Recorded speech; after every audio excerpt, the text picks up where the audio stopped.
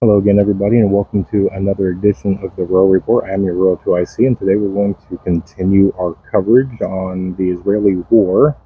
And I am outside. It is too nice of a day. Next week's weather here in Ohio is going to turn pretty cold, so I figured, hey, let's go outside and let's do a video. Now, two quick things before I jump into this. One, I had one of you guys comment on one of the videos asking for a patch. I have reached out to a few different companies, a few different people, and the first one that got back to me has sent them, and I've got them in the mail today. And so this is what the first one here looks like. I'm waiting on some of the other ones. I only ordered like 5 or 6 or so from everybody just to see what they will look like and quality and everything like that before I start offering them out. But I did promise that one person. So if you see this and you like that, leave a comment down below and we'll work out to where I will send you one of these. Um, More than likely, this will also go into the Christmas giveaway. So whoever gets the Christmas giveaway will also get a patch. And then we'll see as time goes on the other patches and the other different things that I have logo wise. So, and then the second thing that I wanted to touch on before I jump into this is I got a message, an email from one of the people that said that they had been watching my Israeli coverage, and they kind of, as my microphone blows away, they kind of chastised me a little bit, saying that I'm giving away too much information and I'm giving away troop locations and I'm putting troops in danger and all this. And my reply to that is everything that I have is completely open source public knowledge, things that have been posted by just open source people. None of this is inside information. I have nobody, telling me something that you can't go find out yourself. The only thing that I'm doing is I'm going to different places of open source, gathering the information and the headlines and bringing them to you all in one video so you don't have to spend all the countless hours of going into this. So I hope that clears that up. Now, let's go ahead and jump into this one. So again, no particular order, just data points that I thought you should be made aware of. So yesterday, or as of yesterday, the largest fleet of warships NATO has ever assembled is amassing in the Eastern Mediterranean. And that kind of says something. So all the people that says, no, you're just fear mongering, nothing's going to happen. It's happening now. There's so much going on. And actually, let me segue real quick because this isn't in my notes. Do you remember this whole big ground invasion thing that was going to happen? And then Israel supposedly came out and said that they had to delay it due to bad weather. This happened, the start of this officially was October 7th. It has been, 20 days now? And we are still sending over equipment and things. I'm kind of sold to the point of we was not ready. We are the strongest, best military, the world's ever seen. And in 20 days, we can't get the equipment and backup personnel over there to that theater. And for me, it says a lot. And I know I'll get pushback from that. I understand logistics and different things, but the military is capable. They have the airplanes to fly things over. They have the boats to take things over. Uh, okay, we'll move on. I'll digress from that one. So uh, today, I saw reports that approximately 900 soldiers, U.S. soldiers, landed in Israel. Now, I saw video and pictures of this. And then in the same report, there is claims that France has sent their helicopter carrier. Now, this is capable of carrying dozens of helicopters and hundreds of Marines. Then, at the end of the article, it mentioned that Britain, Germany, and Australia are reportedly going to be sending warships, special operations units, aircraft, and other various military personnel. So, again, I go back. All the people that say nothing's going to happen, it's happening, okay? um, and God, I wish you were correct saying that, nothing's going to happen, it'll just blow over and all that. I wish you were right. I really do. But all the cards are on the table, and it's one of those, it's coming. You're just waiting for the actual official part of this. Um, Moving on. Iran's foreign minister has warned the U.S. that if an Iranian infrastructure is targeted, then the response will be beyond all imagination. That is an interesting choice of words because, for me personally, and I'm not trying to, do a fear thing on this. My mind thinks in the way of the absolute worst, which is, the nuclear option. And I hope things don't go that route. I really do. I don't want to see any of this escalate any further. I want to see peace, come quickly. But I'm under the impression, I was talking to somebody today, when the first one flies, and it's not a matter of if. It may not be today, tomorrow, this year. It may not happen for 500 years, but when the first one flies, it's just it's going to let loose. Everybody that's got one's going to just, here's our chance. It's that whole thing.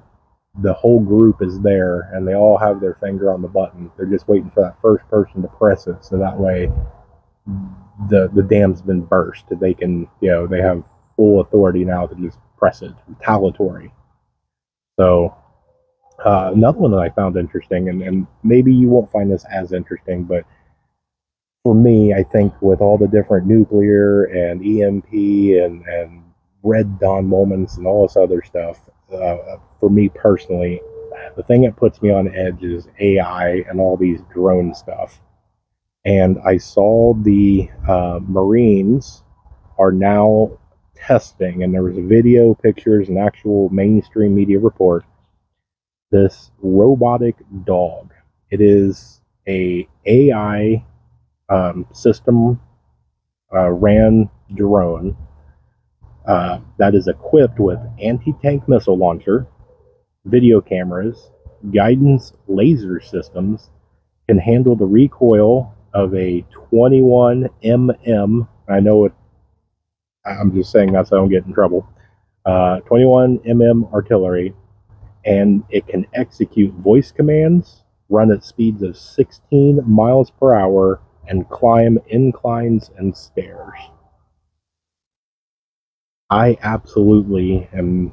I hate those things. I hate the drone aspect. I hate the AI aspect.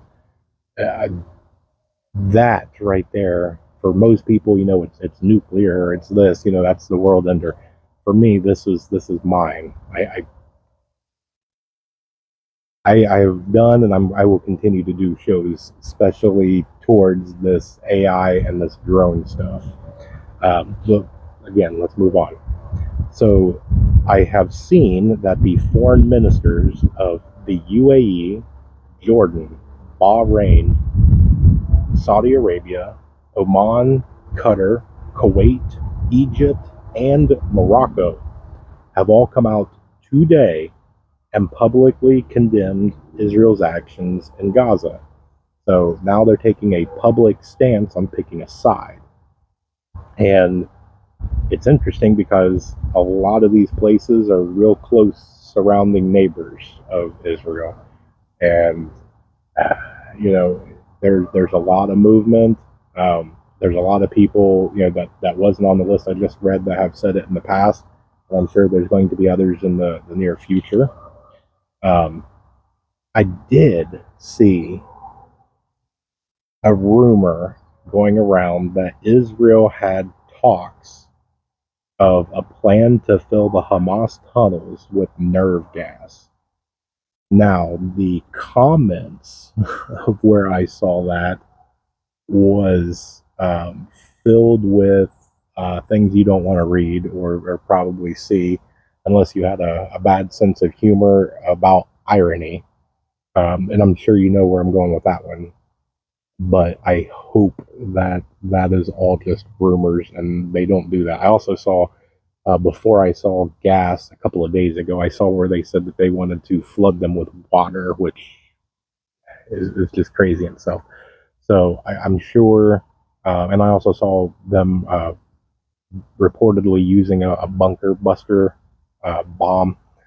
Um, so we will see if that pans out to be true. I can't confirm that one, but I'm sure the Hamas tunnels is something that they are very concerned with, and rightfully so.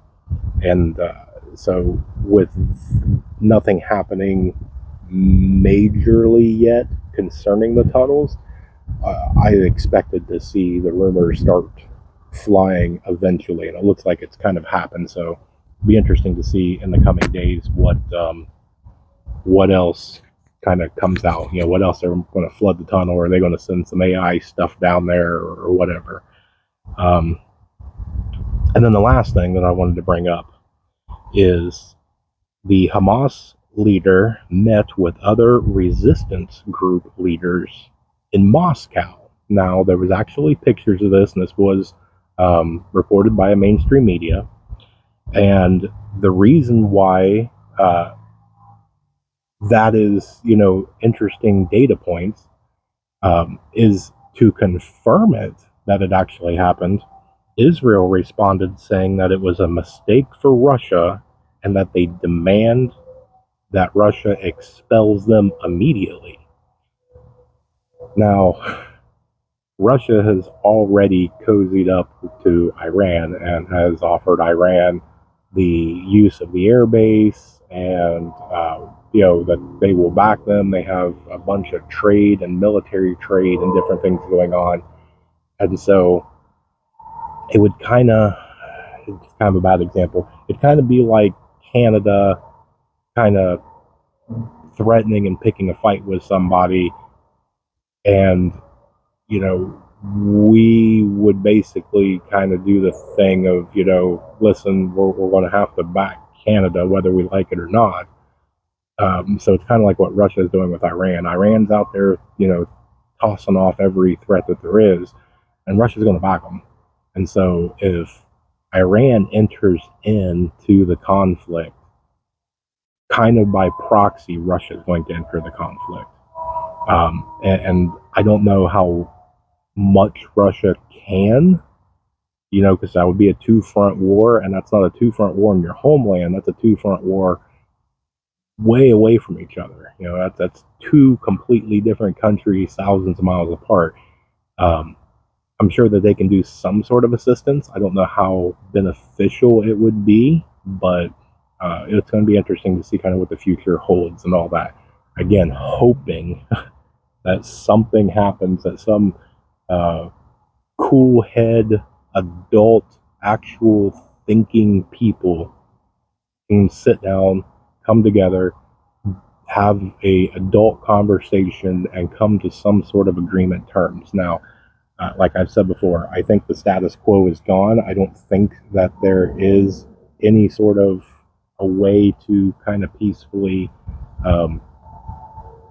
have an end to this. I think this has been boiling for decades, and I think that that line has officially been crossed. And so this is, forgive the analogy, this is going to have to be settled old school, where you take the gloves off and you go out back and you just go at it. The only sad part is, instead of it being between two people with a disagreement, they're going to bring all their friends in, and this is going to become a major brawl. And if it does, it's going to end up being almost for certain a regional conflict, but depending on what happens regionally, could very, very quickly spill out to be a world conflict. and that is, worst case scenario. Which, again, I just read off all the different people that have condemned, Israel, and then you have, the other ones of Britain, Germany, Australia, the U.S. They're for Israel. So, I mean, you really do have everybody kind of picking sides. So we'll see how this all unfolds. Stick with me.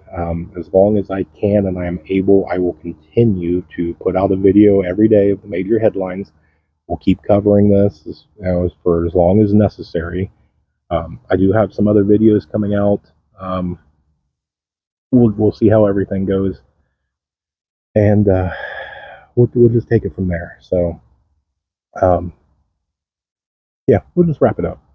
So, thank you guys for watching. Thank you for all the support. Everything's growing. The channel's growing. Facebook is growing, and as we grow, we'll be able to do a lot more content. We'll be able to do a lot more interactive things.